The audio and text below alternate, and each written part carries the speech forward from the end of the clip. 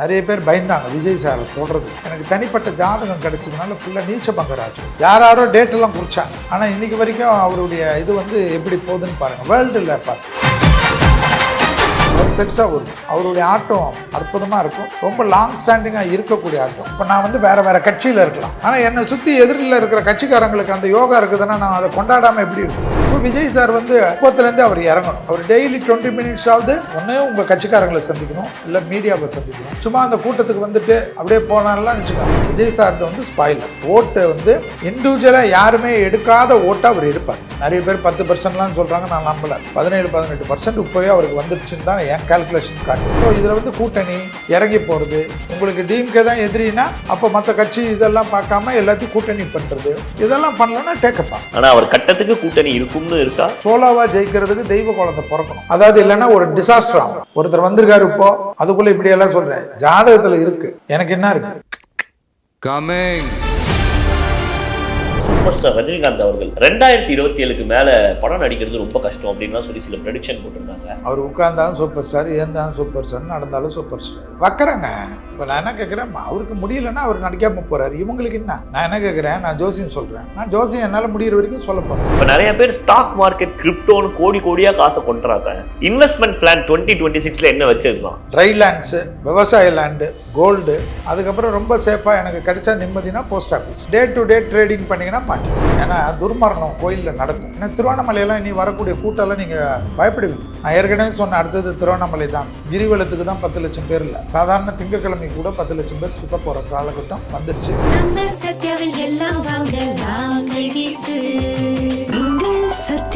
Mister gold sunflower oil, அளவிலும் தரத்திலும் no compromise. நிலையான தன்மையுடன் 75 ஆண்டுகளுக்கு மேலாக மக்கள் சேவையில் உங்கள் ஸ்ரீவிசாலம் சிட்ஃபண்ட் லிமிடெட். விஜய் அவர்கள் அரசியல் என்ட்ரிக்கு வந்தார், நம்ம எல்லாருக்குமே தெரியும். லாஸ்ட் டைமே நீங்கள் ஒரு ப்ரிடிக்ஷன் சொல்லியிருந்தீங்க, புரட்டாசி மாதம் வரைக்கும் அவருக்கு அந்த ஸ்ட்ரகிள்ஸ்லாம் இருக்கும். அதை தொடர்ச்சியாக இந்த கரூர் மேட்டர் நடந்துச்சு. 2026ல அவரோட அரசியல் வாழ்க்கை எப்படி இருக்க போகுது? கூட்டணிகள் இருக்குமா? அதுதான் கேட்கணும் எல்லாருக்குமே ஆசை. இல்லை விஜய் சார் இன்னும் நாள் இருக்கு நிறைய. விஜய் சார் அவருடைய ஆட்டம் ஆரம்பம் நான் மட்டும்தான் பேசுகிறேன்.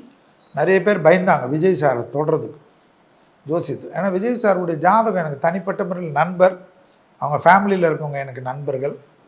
எனக்கு தனிப்பட்ட ஜாதகம் கிடைச்சதுனால ஃபுல்லாக நீச்ச பங்க ராஜயோகம், விபரீதமான யோகம், அற்புதமான யோகம். நீச்ச பங்க ராஜயோகம் ஒருத்தருக்கு வேலை செய்கிறதுன்னா அவங்களை எந்த காலத்துலையும் நிற்க வைக்க முடியாது. மோடிஜி இருக்கார், நீச்ச பங்க ராஜயோகம். அதெல்லாம் யாரோ டேட்டெல்லாம் குறிச்சாங்க. ஆனால் இன்றைக்கி வரைக்கும் அவருடைய இது எப்படி போகுதுன்னு பாருங்கள். வேர்ல்டில் பார்த்து நீச்சபங்க ராஜா இப்போ உதய்க்கும் நீச்சபங்க ராஜா. ஸோ நம்மளை சுற்றி இப்போ நான் வேறு கட்சியில் இருக்கலாம், நான் பிஜேபியில் இருக்கலாம், ஆனால் என்னை சுற்றி எதிரில் இருக்கிற கட்சிக்காரங்களுக்கு அந்த யோகா இருக்குதுன்னா நான் அதை கொண்டாடாமல் எப்படி இருக்க முடியும்? யோகங்கள்லேருந்து தாய் வயிற்றில் கரு சுமக்கரிச்சு வரக்கூடிய யோகம் ஆசீர்வாதம். ஜோதிடனுக்கு அந்த யோகம் பார்க்கறச்சு ஒரு சந்தோஷம் வரும். எனக்கு உதய் சாரை பார்த்தாலும் அந்த சந்தோஷம் வரும், விஜய் சார் பார்த்தாலும் வரும். அதே போல் விபரீத ராஜயோகம் அண்ணாமலை சார் பார்த்தாலும் எனக்கு வரும். புரியுதுங்களா உங்களுக்கு? எடப்பாடி சாரை கூட நிறைய பேர் சொல்லுவாங்க. எடப்பாடி சார் எம்ஜிஆர், ஜெயலலிதா, ஓபிஎஸ்லாம் இருந்தாருன்னு இருக்கட்டும், ஆனால் திடீர்னு அந்த ஆட்சியை பிடிச்சி 4.5 ஆண்டு காலம் சிஎம்மாக இருந்தார். யோசிச்சு பாருங்கள். அப்போது அந்த யோகங்கள் எப்படி? அதுக்கப்புறம் அந்த கட்சி இன்றைக்கி வரைக்கும் நிற்க வைக்கிறார். அது 1000 முரண்பட்டு கருத்துக்கள் இருக்கலாம். போல்டாக இருக்கிறார். எலெக்ஷனில் கூட்டணி வேண்டுமா வேண்டாமான்னு டிசைட் பண்ணுறார். அந்த கமாண்டபிள் இருக்குது. அப்போ அந்த ஜாதகம் வேலை செய்யுது. கன்னியாராசி வருது. ஸோ இதில் விஜய் நீச்சபங்க ராஜகம். சீமான் சாரை எனக்கு ரொம்ப பிடிக்கும், நண்பர், நல்ல நண்பர். அவரையும் நான் இந்த வருஷம் சொல்லியிருக்கேன். 2026ஆம் ஆண்டு அவரும் கூட்டணியில் போகலன்னா அவருக்கு ரொம்ப டவுன்ஃபால் இருக்கும். Vijay sir spoiler. Vijay sir spoiler. ஓட்டு இண்டிவிஜுவலாக யாருமே எடுக்காத ஓட்டை அவர் எடுப்பார். நிறைய பேர் 10%லாம் சொல்கிறாங்க, நான் நம்பல. 17-18% இப்போவே அவருக்கு வந்துடுச்சுன்னு தான் என் கால்குலேஷன் காட்டுது. அதை அவர் எந்த அளவுக்கு கொண்டு போகிறாரு அவர் கூட. ஏன்னா நீச்சபங்க ராஜயோகம் இருக்கவங்களுக்கு ஒரு பெரிய மைனஸ் என்ன, கூட இருக்கவங்க அதை அட்வான்ஸ் எடுத்து அறுவடை பண்ணணும்னு சொல்லி இவங்களை கொண்டு போய் விட்டுருவாங்க.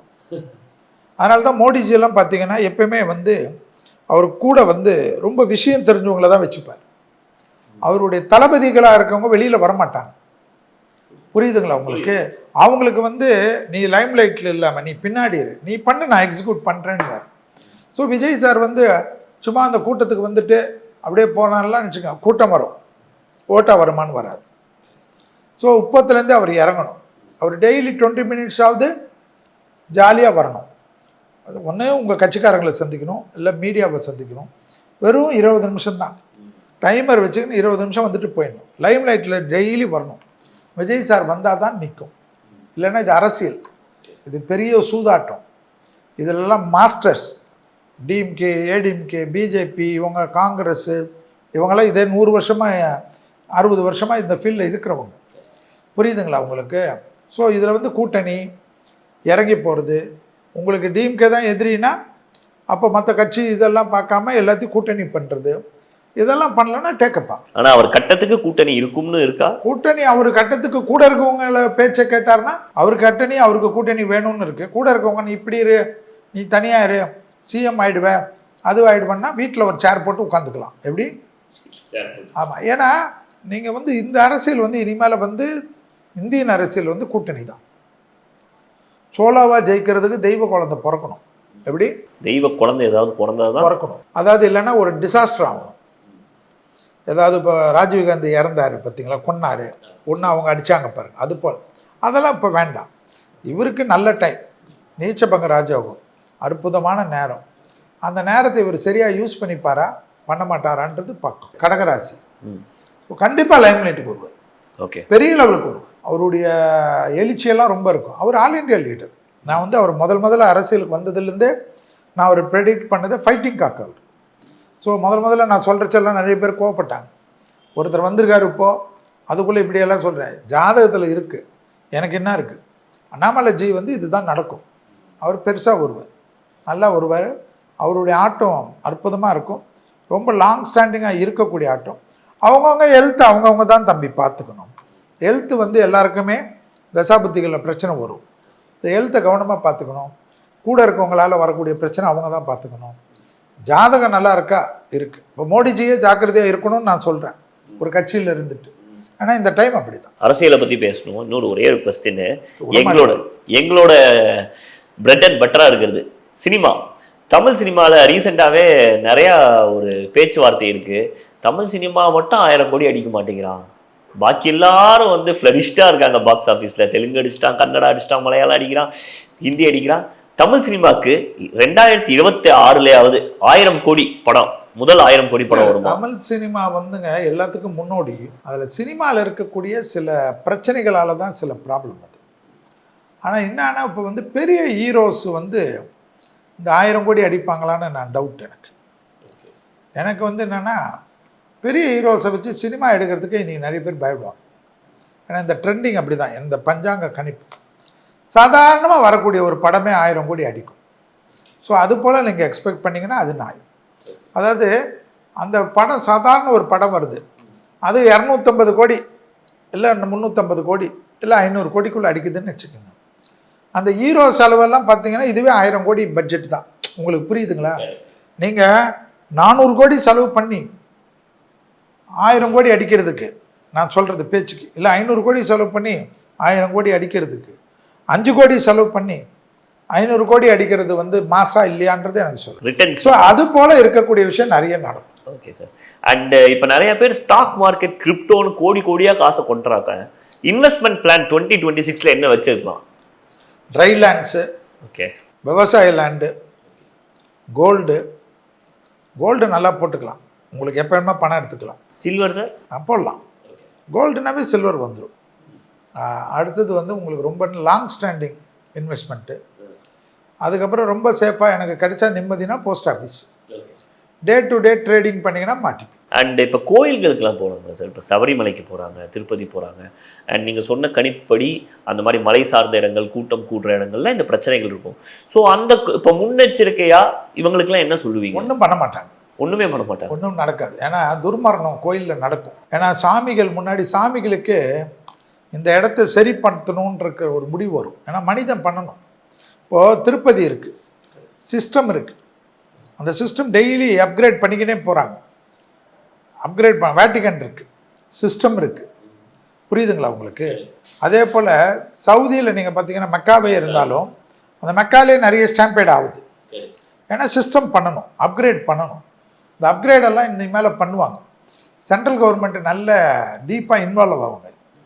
இனி நிறைய விஷயங்கள் வந்து கோயில் விஷயத்துலலாம் சென்ட்ரல் உள்ளே வரும், எல்லா கோயில்களுக்கும் வரும். அது வர்றதுனால என்னென்னா வேறு கோயிலை வந்து பிடுங்க மாட்டாங்க. இந்த செக்யூரிட்டி சிஸ்டத்தை இப்போ ஏர்போர்ட் எடுத்தாங்க இல்லையா, அதுபோல் வந்து இந்த கோயிலுங்களில் பெரிய கோயிலுங்களுக்கெல்லாம் சென்ட்ரல் கவர்மெண்ட்டு உள்ளே வரும். ஏன்னா இந்த டைம் அப்படி தான், தெய்வமே அதை தன்னை நிலைநிறுத்திக்கும். அதே போல் வந்து நிறைய கோயில்களை சுற்றி இப்போ திருவண்ணாமலை இருக்குதுன்னு வச்சுங்க, நிறைய ஆக்கிரமிப்பு இருக்குல்ல, இந்த ஆக்கிரமிப்பெல்லாம் கோர்ட்டே போட்டு எடுத்துரும்.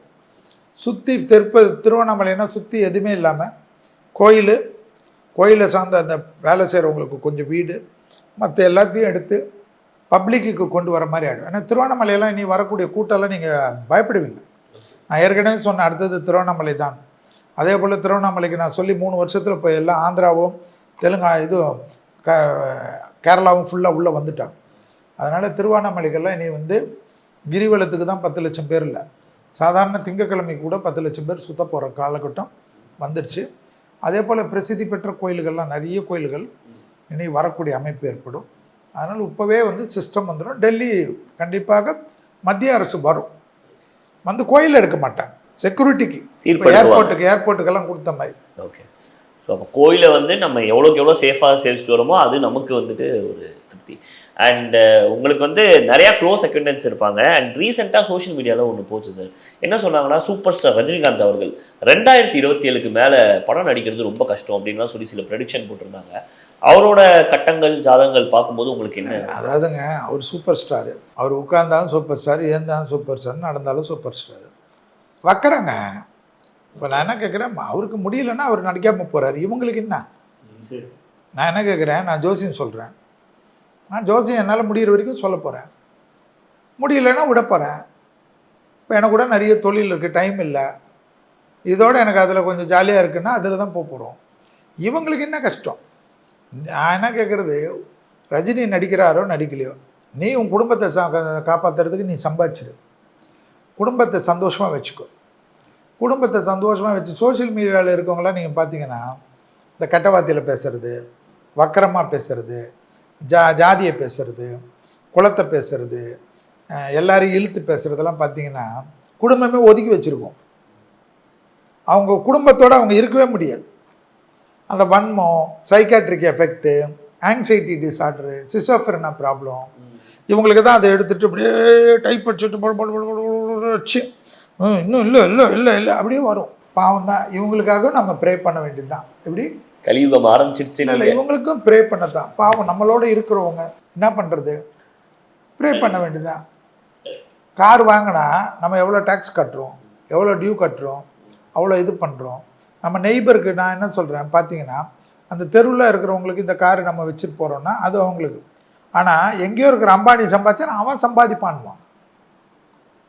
நம்ம தெருவில் இருக்கவங்க ஒருத்தர் நம்ம கூட இருக்கவங்க நம்ம கூட பழகுறாங்க. இப்போ நீங்கள் இருக்கீங்க தம்பி, நான் நிற்கிறேன் ஒரு இடத்துல, உங்ககிட்ட நல்ல பைக் இருக்குது தம்பி, என் வண்டி பஞ்சரு, உங்ககிட்ட பைக் இருந்தால் நான் ஏறி வர முடியும். அம்பானி காரில் போனால் நான் எப்படி ஏற முடியும்? ஸோ நம்மளை சுற்றி நம்ம தெரிஞ்சவர்கள், அவர்கள் முன்னேற முன்னேற நம்மளும் முன்னேற போகிறோம். இதுதான் வாழ்க்கை. சார், இப்போ இந்த ஜென்சி ஜோசியத்தில் நாங்கள் சோஷியல் மீடியாவில் இப்போ இருக்கிற ஜென்சிஸ் யூஸ் பண்ணுற டெம்ப்ளேட்ஸில் இருக்கிற டேர்ம் சொல்ல போகிறோம் சார். அதுக்கு மீனிங்கும் நான் உங்களுக்கு சொல்லிடுவேன். 2026ல் இந்த ராசி பலன்கள் இந்த டெம்ப்ளேட் செட் ஆகும்னு நீங்கள் சொல்ல போகிறீங்க, அவ்வளோதான் சார். ஓகே, அடிச்சா பாடுற அப்பாயின்மெண்ட் ஆர்டரு மேஷ ராசி, புது வேலைகள், புது வாய்ப்புகள். ஓகே, அதுக்கெல்லாம் தெம்பில்லடா அம்பி, உடம்புல தெம்பே இல்லை, கஷ்டப்பட போகிறேன். இது ஏதோ நெகட்டிவாக இருக்கு. இல்லை, லைக் சிக் ஆகிற மாதிரி இருக்கிற, ஆஃபன் சிக் ஆகிற மாதிரி. சிக்குக்காது? சிக், தெம்பில்லை, உடம்புல தெம்பில்லாமல் போகிறது அடிக்கடி. உடம்புல தெம்பில்லாமல் இது என்னதோ மாட்டி விடுறதுக்கு வழியாக இருக்குது. சும்மாதான் கொஞ்சம் எழுத்து பார்த்துக்கணும்னா சிம்மம். ஓகே, பரமா படிடா பரமா, நல்லா படிக்க வேண்டிய, நல்லா படித்து பெருசாக வர வேண்டிய ஒரு ராசி படம் மிதுனம். ஓகே, இருங்க பாய் அப்படின்னா வந்து போன வருஷம் அவங்களுக்கு சுமாராக போயிருக்கும். இருங்க பாய், நான் கம்பேக் கொடுக்குறேன் அப்படின்னு வரணும். கடகம். ஓகே, அடேங்கப்பா, இது நம்ம லிஸ்ட்லேயே இல்லையே. திடீர்னு அவங்களுக்கே எதிர்பார்க்காம நடக்கிற சில நல்ல விஷயங்கள். பெரிய சிம்மத்துக்கு வந்து எதுவுமே நடக்காதுன்னுவாங்க, அவங்களுக்கு பெருசாக நடக்கும். நல்லது. சிம்மம். ஓகே. ஹெல்த்துக்கு தான் சிம்மம், லக்குக்கு சிம்மம் தான். ஓகே. வச்சாம் பாடுறா எனக்கு ஆப்பு, கூட இருக்கிறவங்களே ஆப்பு வைக்கிற மாதிரி இருக்கிற ஒரு ராசி. ஆப்பா கூட இருக்கவங்க ஆப்பு வைக்கிறது வந்து கொஞ்சம் கவனமாக இருக்கிறது துலாம் பார்த்து. துலாம். ஓகே. வேலையில். ஓகே. இனிமே இங்கே நான் தான் ரங்கராய சக்திவேல், ப்ரமோஷன்ஸு, ஒரு ஆளுமை கிடைக்க போகிற ஒரு ரிஷபம். இதெல்லாம் வியாபாரம் ஆகாது, உனக்கெல்லாம் கல்யாணமே நடக்காது அப்படிங்கிற மாதிரி ஒரு ராசி. கல்யாணமே நடக்காதா? ஆமாம். அது எவ்வளோ பெரிய ஆபத்து எனக்கு. அதாவது நீ பாட்டு கேட்டு அந்த ராசிக்காரங்க கோடிக்கணக்கில் இருப்பாங்க, அவங்கவுங்க அவ்வளோ கனவு கண்டுட்டு இருப்பாங்க. கல்யாணம் நடக்கிற வரைக்கும் கொஞ்சம் வாயை மூடிக்கின்னு இருக்கணும்னா மகரம். மகரம். ஓகே. கல்யாணம் நிச்சயமாயிடுச்சு அப்படின்னு ஓவர் பிலிமெல்லாம் காட்டிக்கின்னு, ஓவராக வரப்போகிற பொண்டாட்டிக்கிட்டே இல்லை வரப்போகிற புருஷன்கிட்டே நோண்டிக்கின்னு, ரூல்ஸ் போட்டுக்கின்னு, ரெகுலேஷன்லாம் போட்டால் மகரம் மாட்டிக்கும். கல்யாணம் தாலி ஏறதுக்குள்ளே கெட்டு போய்டும். அது சொல்லலாம். ஸோ அதெல்லாம் வியாபாரம் ஆகாது, பார்த்துக்கங்க மகர ராசி நேயர்களே. ஓகே. கபி கபி மேரே தில்மே, காதலில் வயப்படக்கூடிய ராசி. காதல் 12 ராசிக்கும் வரும், ஆனால் நிறைய வாய்ப்பு இருக்கு. மீனத்துக்கும் கன்னிக்கும் மேஷத்துக்கெல்லாம் டக்குன்னு வரும். நான் கன்னி ராசி பார்ப்போம்.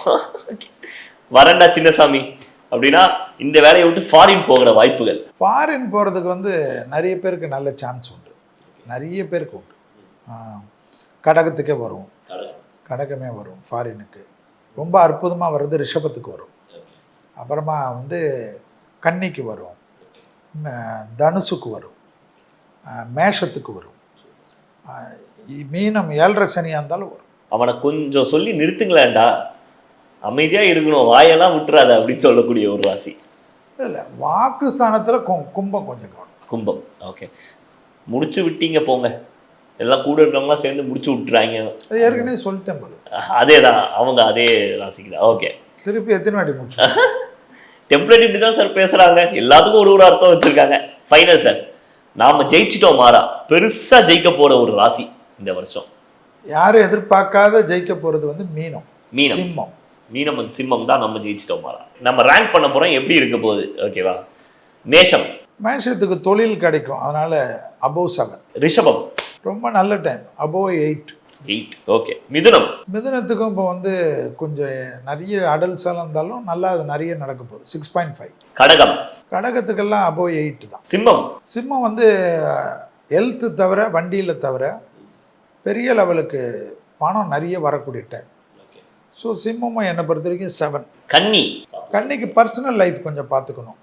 இந்த லவ் கட் ஆகுறது, பொண்டாட்டியோட தகராறு ஆகுறது. லவ்வே இல்லை சார். இல்லை லவ்வே இருக்குதோ இல்லையோன்னு, அதில் அதே போல் வந்து மற்றவங்க பர்சனலில் போய் உள்ள நோண்டுறது, இதெல்லாம் கன்னிக்கு வரக்கூடியது. மற்றபடி லாபம், அனுகூலம் எல்லாமே வரும். 6.5 above தான். துலாம். துலாம் 8 வரும், ரொம்ப நல்லாயிருக்கும். ஏன்னா சனி நெக்ஸ்ட்டு 2 இயர்ஸ்க்கு ரொம்ப நல்லாயிருக்கும். விருச்சிகம். விருச்சிகம் என்னை பொறுத்த வரைக்கும் கொஞ்சம் முதல்ல ஆவரேஜ் தான். ஸோ கொஞ்சம் எல்லாத்துலேயும் விருச்சிகம் கொஞ்சம் கேர்ஃபுல்லாக இருக்கணும். 6 தான் கொடுப்பேன். தனுஷ். தனுஷுக்கும் வந்து கொஞ்சம் எல்லாமே பார்த்துக்கணும். அந்த எக்ஸசைஸ் பண்ணலன்னா நிறைய ப்ராப்ளம் வரும். ஹெல்த்து பார்த்துக்கணும், பேரண்ட்ஸ் ஹெல்த்து பார்த்துக்கணும், கோவப்படக்கூடாது. யாராவது நோண்டி விட்டுட்டு, தனுஷை வந்து கொஞ்சம் கௌரவம் பார்க்கும். உனக்கு இப்படி அப்படின்னு சொல்லிட்டு கூட இருக்கவங்க நோண்டி குடும்பத்தை கெடுக்க பார்ப்பாங்க. குடும்பத்தை விட்டுட்டிங்கன்னா தனுசு வாழ முடியாது. ஸோ குடும்பத்துக்கு ஏற்ற மாதிரி கொஞ்சம் விட்டுடுங்க. மற்றபடி அப்படியெல்லாம் விட்டுட்டிங்கன்னா above 6. மகரம். மகரத்துக்கு ரொம்ப நல்ல டைம், சனி விலகிடுச்சு, எல்லாமே இருக்குது. மகரம் மட்டும் இந்த குடும்பத்தில் ரொம்ப கவனம். துணை அல்லது துணைவியார் இடத்துல வெள்ளை கொடியெல்லாம் போட்டாமல் வெள்ளை பெட்ஷீட்டை சுற்றிக்கின்னு நின்றுட்டா ரொம்ப நல்லதாக இருக்கும். மகரம் காதல்லையும் அப்படி தான் பார்த்துக்கணும். மற்றபடி மகரம் வந்து 8 தான். கும்பம். கும்பத்துக்கு ரொம்ப நல்ல டைம், 7.5 சனி தான். வார்த்தையில் மட்டும் கொஞ்சம் கவனமாக இருக்கணும். எதிரிகள் விஷயத்தில், ஹெல்த் விஷயத்தில் கொஞ்சம் கவனமாக இருக்கணும். தொழில் பக்காவாக செட் ஆகிடும் கும்பத்துக்கு. தொழில் வந்துச்சுனாவே மற்ற எல்லாமே வந்துடும். தொழிலே புருஷ லட்சணம்ன்றாங்க. அது பொண்ணாக இருந்தாலும் சரி, ஆணாக இருந்தாலும் சரி, புருஷன்றது இல்லை, அந்த கம்பீரம். அதனால் கும்பத்துக்கு அது இருக்குது. 7.5 தான். 7.5 கும்பம். ஓகே. ஃபைனல் மீனம். மீனம் அது இது எல்லாமே கெட்ட நேரம்னுவாங்க. குரு வந்து உங்கள் ராசியை பார்க்க போகிறாரு. ஸோ என்னை பொறுத்த வரைக்கும் ஏப்ரல் 14 உங்களுக்கு நல்ல டேக்கப் ஆகும். முதல் 4 மாதம் வச்சு செய்யும். ஸோ வச்சு செய்யுதுன்னு சொல்லிட்டு குய்யோ முய்யோன்னு கத்தின்னு என்னை திட்டாதீங்க. 4 மாதம் தாண்டிட்டா மே 14 உங்களுக்கு நல்லது ஆரம்பிச்சிடும். பெரிய லெவலுக்கு வருவார்கள், அனுகூலம் கிடைக்கும், பெரிய ஏற்றத்தை பெறுவார்கள். நல்லதெல்லாம் மீனம் இருக்கக்கூடிய வீட்டில் நடக்கும். 7 வரைக்கும் நீங்கள் வரலாம். Super sir. ஒரு நேரம் அருமையாக நிறைய டிஸ்கஷன் பண்ணோம். ஜென்சி ஜோசியர் அப்படின்னு ஒரு டைட்டில் எடுத்து உங்களுக்கு இப்போ வரப்போகுது. ஸோ ட்ரெண்டிங்காக நிறைய விஷயங்கள் எங்களுக்கு ப்ராக்டிக்கலாக எக்ஸ்பிளைன் பண்ணதுக்கு ரொம்ப நன்றி. இளைஞர்கள் தான் முக்கியம். அதே போல் வயதானவர்கள் சப்போர்ட் எப்பவுமே வேணும். வாழ்த்துக்கள். வாழ்த்துக்கள் சார். நன்றி சார்.